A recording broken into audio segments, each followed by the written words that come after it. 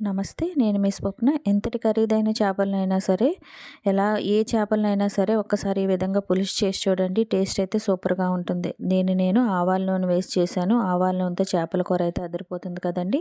ఒక ఉల్లిపాయ, ఒక టమాటా, కొన్ని పచ్చిమిరపకాయలు, కొంచెం కొత్తిమీర, కరివేపాకు.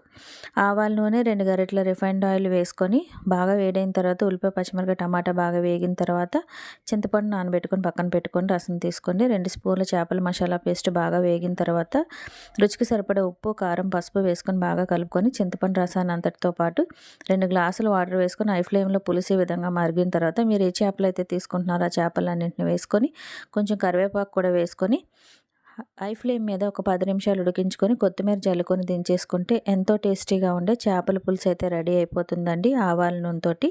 మరి ఆవాల నూనెతో చేపల పులుసు అంటే అదిరిపోతుంది కదా! మీరు కూడా ట్రై చేయండి, టేస్ట్ చేయండి. నచ్చితే ప్లీజ్ నా ఛానల్‌ని సబ్స్క్రైబ్ చేయండి. Thank you.